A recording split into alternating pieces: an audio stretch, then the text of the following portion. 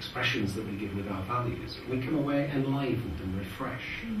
And that's how I was feeling. I looked at that, I mean, I had to laugh. I just thought, the energy that I was feeling, and I don't know whether that one resonated with you, to say, yes, you know, I'm feeling at that moment, but it was a pleasure, but with an energy. And as I say, I don't want to impose that language on you. But you know. I think sometimes you actually, you don't know it's there, do you? And I think by discussing it and opening that space for us intellectually, for me, it's made me aware of a space that I didn't even know was there. And so, for me, that's been really valuable, because it's something I wouldn't have recognised about myself at all, or I probably wouldn't have looked for in others. And having identified that that space exists, that space is now becoming bigger for me. So it's gone from being non-existent to now quite a significant space, which now forms part of my practice, and I now recognise in others. So that, I think that language is very important, because it does articulate an aspect of who you are and what you do, which perhaps isn't always, there isn't time given to recognise it in the day-to-day bustle and hustle of life, and yet once you recognise it, you realise its power. I think that's one of the things I find this language it's quite powerful in the sense that it actually identifies something and actually maybe changes the way you behave and changes the way you relate or what you look for. That's what I'm curious, and this Gary Latsky, where he had that sense of thought and language, and the two are very much interrelated. And it's not that you just try to find words that correspond to what you're experiencing. In the very act of using words like loving recognition, you're actually generating new meanings. So that's what I'm hoping, this evening, as we just explore it. And you've put that in a new way about that space and what feeling about that. I'd just like now just to check in relation to Louise, because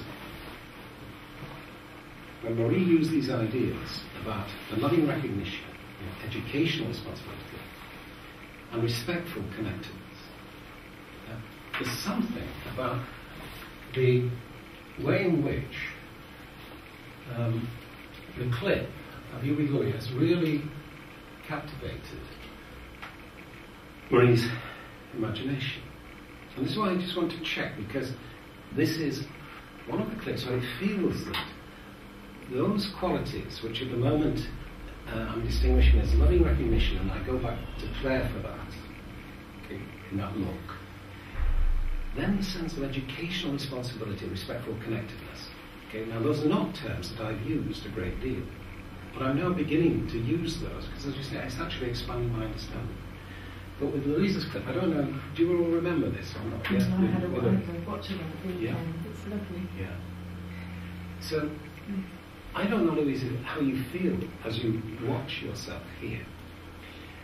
But I suppose I'm really curious about whether what I'm seeing is an integrated response which contains what Maria's been talking about. But it contains loving recognition, educational responsibility, and it feels to me that this is really excellent understanding about that relationship where the creativity of your student is being encouraged.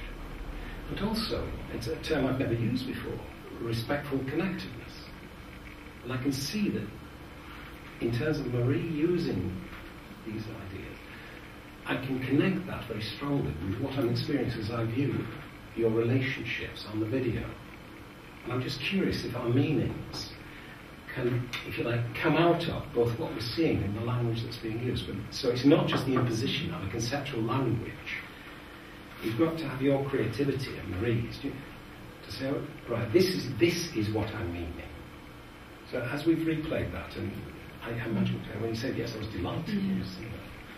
That feels really right, actually, that phrase respectful connectedness in the clip, because I was aware when I watched it again of how careful you were to include the other two as well as Louie, and your behaviour, you seem to be very deliberately giving them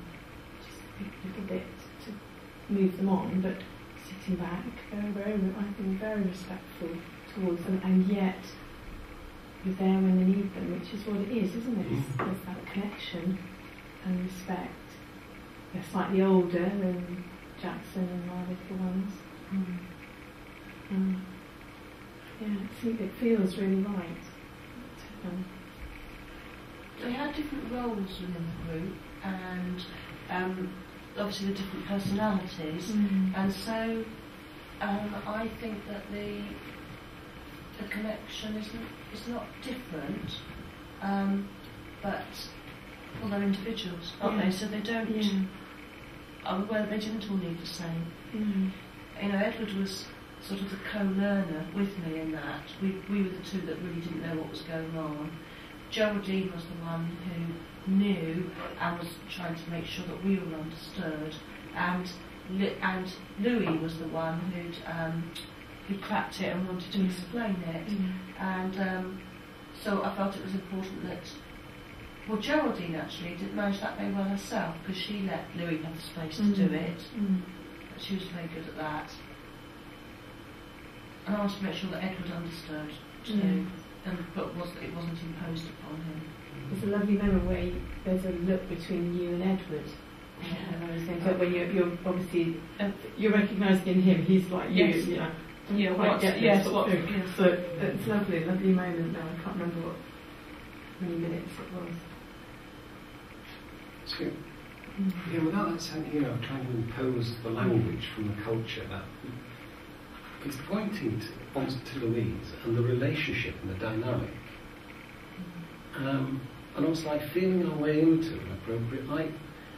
I think we are seeing that respectful, connectedness, and we said, look, I think these values are very significant, but they're new. Nobody's used those three ideas together ever.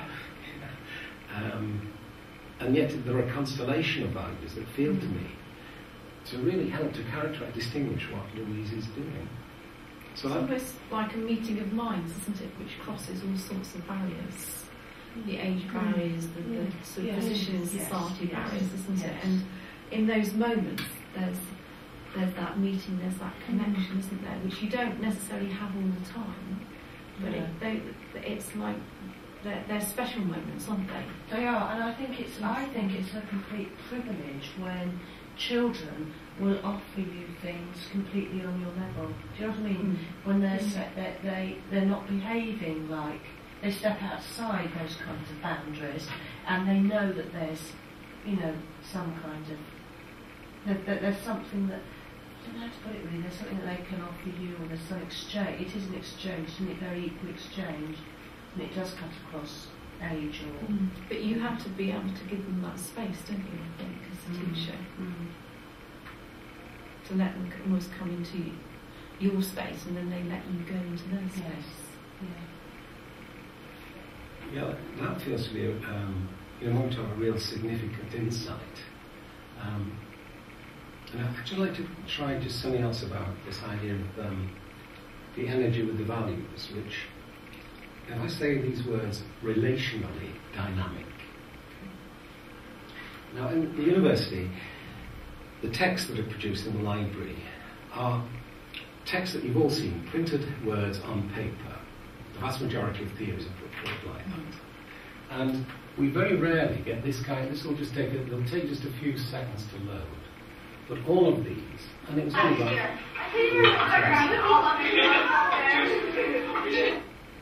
Now, you've seen this one of Cheryl, just, chalk brushed off, and then she turns, and you just get it very fast. And that sense of, again, loving, my language again, I'm trying to take this from Lynn Marie, loving recognition. And it feels that is something that, when you feel it, your whole body becomes, again, it evokes the energy.